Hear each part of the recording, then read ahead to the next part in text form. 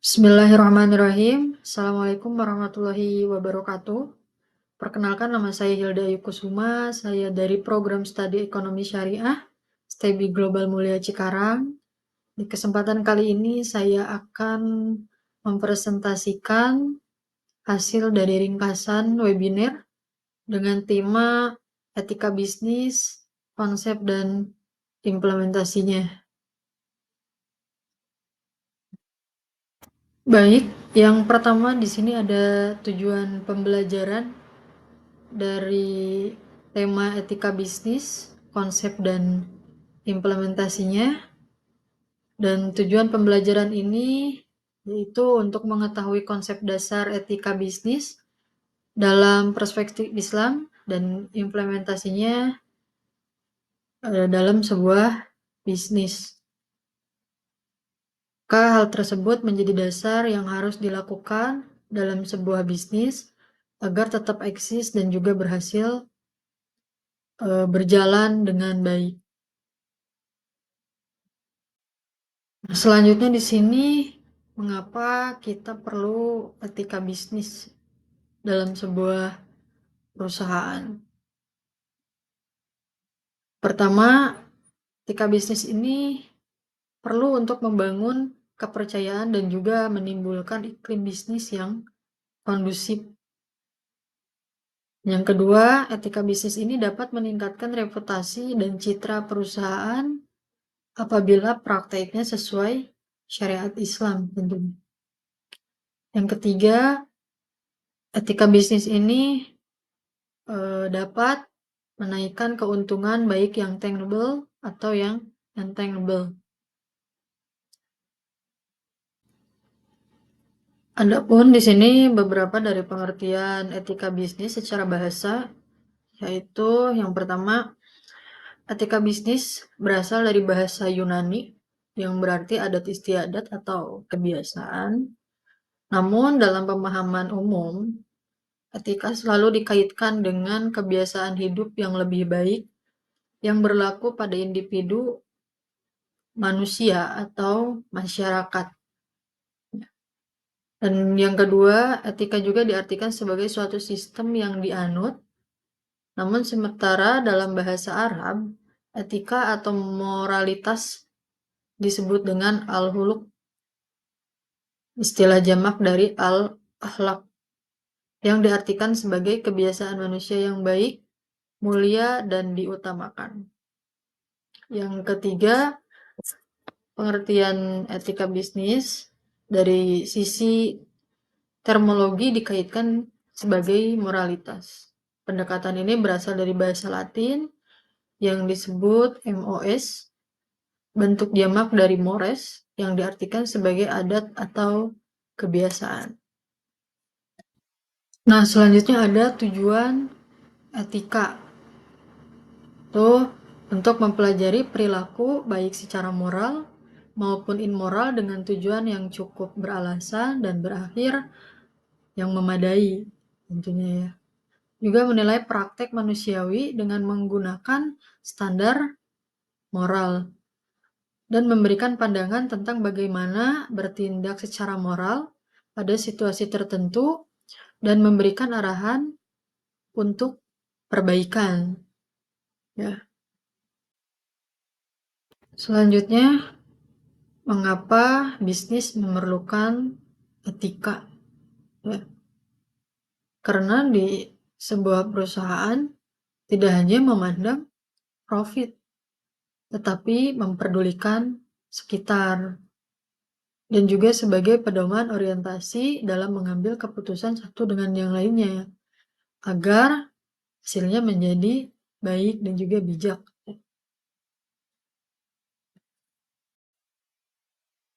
Selanjutnya ada teori etika yang dibagi menjadi 4 kategori.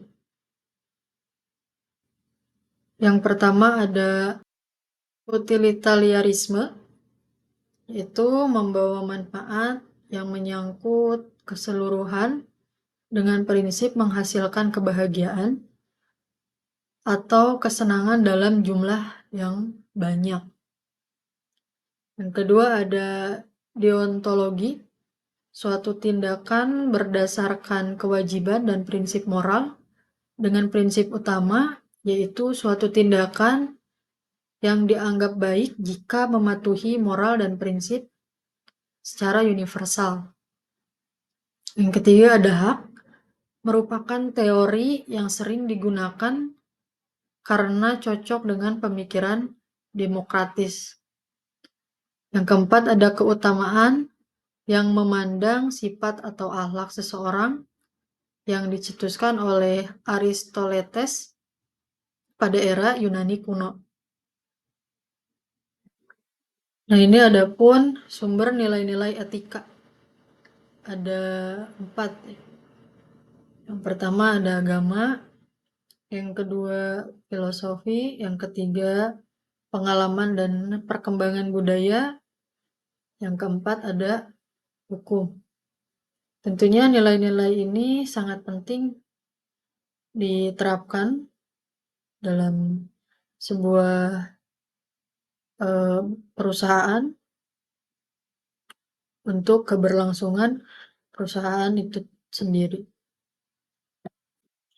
Selanjutnya ada prinsip etika bisnis, di mana di dalamnya terdapat pertama kejujuran, yang kedua keadilan, yang ketiga saling menguntungkan, yang keempat otonomi, yang kelima kesetiaan, yang keenam integritas moral. Dari keenam ini sangat penting sekali diterapkan di sebuah perusahaan.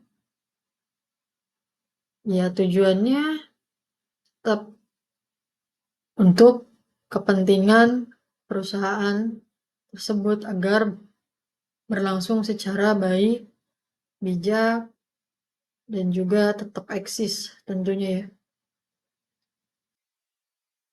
Dalam perspektif Islam, prinsip yang juga harus diperhatikan oleh sebuah perusahaan yang menerapkan etika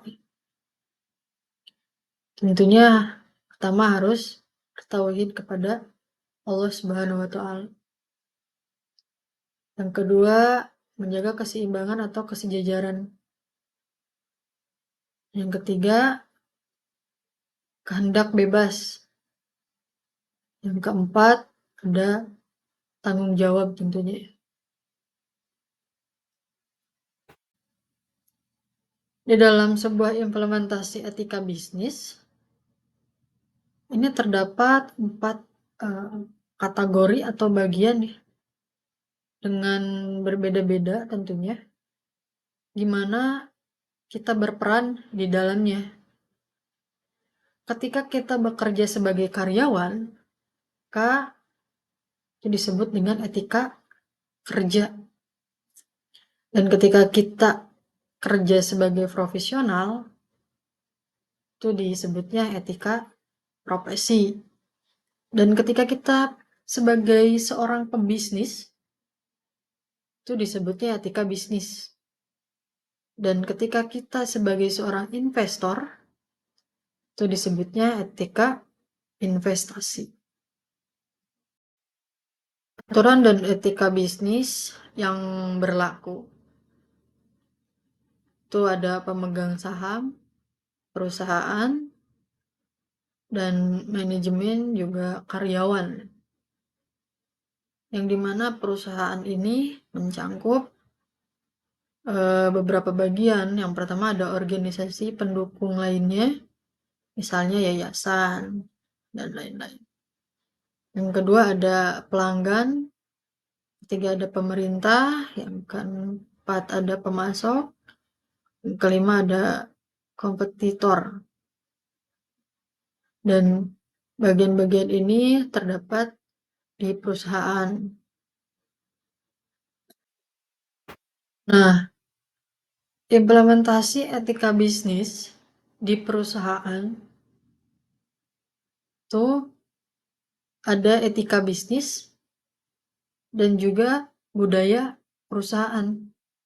Lalu keduanya ini digabung, di mana akan menghasilkan core value tentunya. Nah, lalu apa saja manfaat menerapkan etika bisnis yang baik? Yang pertama, meningkatkan kepercayaan investor dan pelanggan. Tentunya jadi daya tarik ya buat para investor. Yang kedua, meningkatkan reputasi perusahaan. Yang ketiga, meningkatkan moral karyawan tentunya. Meningkatkan produktivitas, mengurangi rasio hukum, dan juga meningkatkan keuntungan, benefit. Baik, kesimpulan dari hasil ringkasan dengan tema etika bisnis, konsep dan implementasinya adalah suatu proses dan upaya untuk mengetahui hal-hal yang benar dan salah agar dapat melakukan hal yang benar berkenaan dengan produk, pelayanan, antara pihak yang berkepentingan dengan perusahaan. Maka hal tersebut menjadikan kesimpulan penelitian yang dilakukan.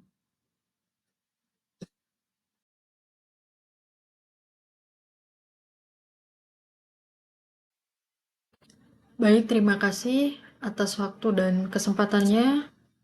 Mohon maaf apabila ada kesalahan dalam penyampaian, mudah-mudahan bisa dikoreksi dan dapat dibimbing juga. Saya Hilda Yukusuma. Wabillahi taufiq wal hidayah. Wassalamualaikum warahmatullahi wabarakatuh.